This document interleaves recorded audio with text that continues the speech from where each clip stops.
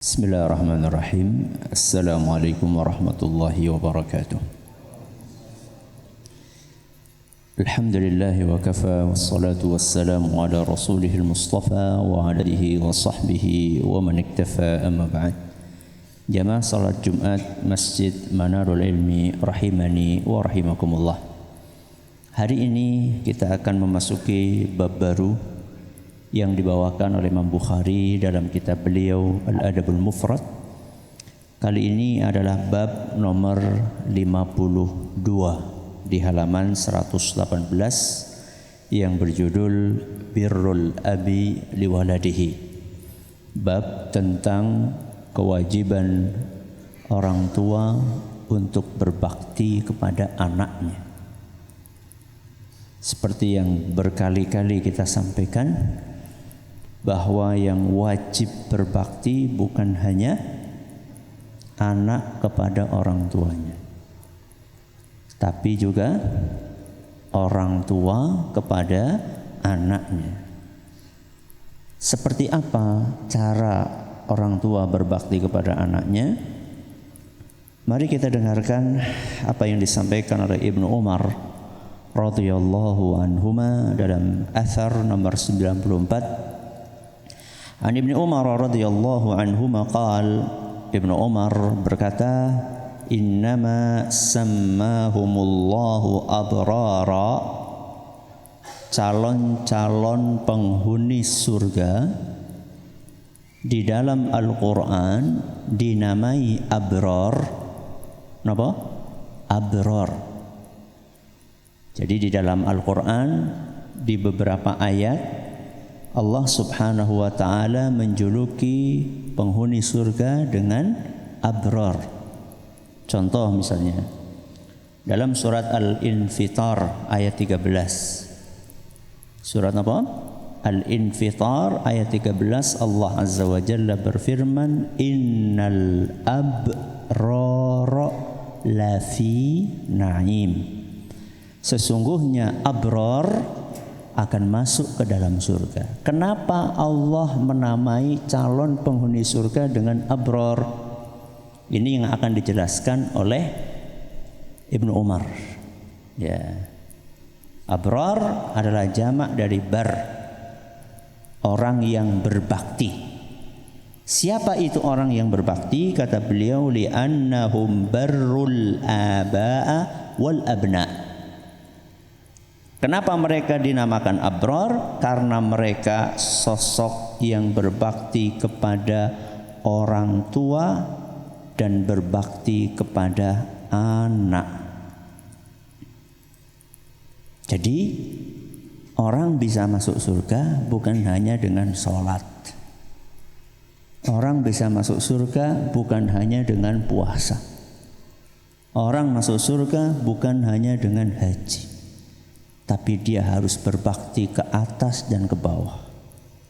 Berbakti kepada orang tua, ayah dan ibunya, dan berbakti kepada anak-anaknya. Nanti kita akan jelaskan bagaimana cara ayah, ibu berbakti kepada anak-anaknya.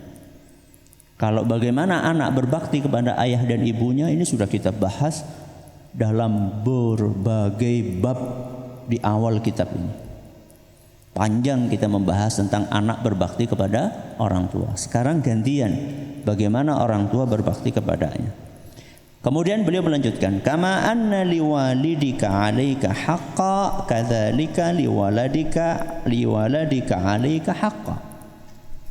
Yang punya hak itu bukan cuma ayah dan ibu, tapi anak juga punya hak.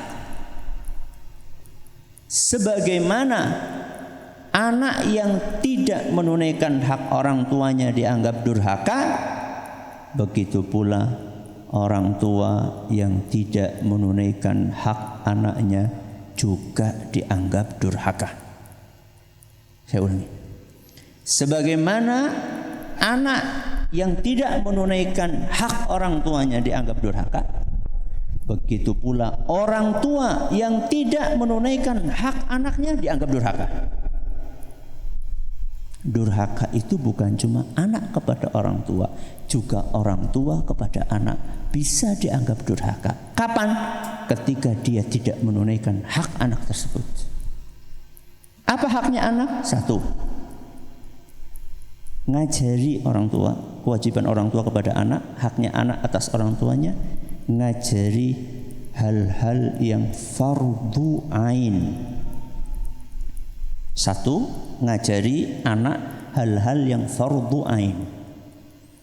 Dua, ngajari anak adab dan akhlak. Tiga, berbuat adil kepada anak-anaknya. Ada berapa? Tiga. Apa satu? Ngajari anak-anak yang fardu ain. Yang kedua, ngajari anak adab dan akhlak. Yang ketiga, berbuat adil kepada anak-anaknya. Yang pertama, ngajari anak-anak yang fardu ain. Apa itu? Sholat. Apa itu? Akidah. Jadi orang tua itu punya kewajiban untuk mengajarkan akidah yang benar kepada anaknya. Makanya Rasulullah SAW sejak kecil Ibnu Abbas radhiyallahu anhuma sudah diajari, ya gulam, idza sa'alta fas'alillah wa idza sta'anta fasta'in billah. Kalau kamu minta, mintalah kepada Allah. Kalau kamu butuh pertolongan, mintalah pertolongan kepada Allah. Sejak kecil Ibnu Abbas sudah diajari akidah oleh Nabi SAW. Akidah. Yang fardu ain lagi apa? Salat. Muru auladakum bis salah. Perintahkan anak kalian untuk salat. Ini kewajibannya orang tua. Jadi kalau misalnya ada anak enggak salat, itu yang dikejar pertama kali nanti di hari kiamat orang tuanya. Ketika ada anak tidak salat, yang akan bertanggung jawab pertama kali di hari kiamat orang tuanya, bapak dan ibunya. Karena itu hukumnya wajib anak diajari salat oleh orang tuanya. Wah, wong tuane ora salat, tambah berat lagi nanti tanggung jawabnya. Sudah dianya tidak menunaikan kewajiban pribadinya, dia juga tidak menunaikan kewajiban kepada anaknya. Double nanti pertanggungjawabannya di hari kiamat. Ini yang fardu ain. Yang pertama apa? Ngajari anak hal-hal yang fardu ain. Yang kedua, ngajari anak adab, unggah-ungguh, tata krama, cara bicara yang baik, cara bersikap yang baik, sopan santun, adab masuk kamar mandi, adab berpakaian, adab berbicara, adab makan, adab komunikasi dengan gurunya, dengan orang tuanya, adab di masjid, adab di sekolahan, adab di jalan. Ini tugasnya orang tua untuk ngajari anak-anaknya.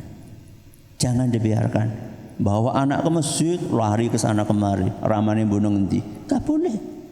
Ajari, itu kewajiban kita. Kewajiban kita bukan hanya sekedar ngajak anak ke masjid, tapi diajari anak itu di masjid bagaimana harusnya sikap. Harusnya dia bersikap bagaimana. Jangan bapaknya di sini, anaknya di sana, ada yang lari-lari, ada yang ngompol, ada yang mecahin apa lagi dan seterusnya. Jangan, pegangi anaknya, adab, ajari. Berapa ini? 2. Terus yang ketiga, adil. Berbuat adil kepada anak-anaknya. Dan ini sudah kita bahas kemarin. Ketika kita memberi anak satu pemberian, maka yang lainnya harus diberi. Kita kasih anak kita yang pertama rumah, maka anak yang kedua harus dikasih rumah.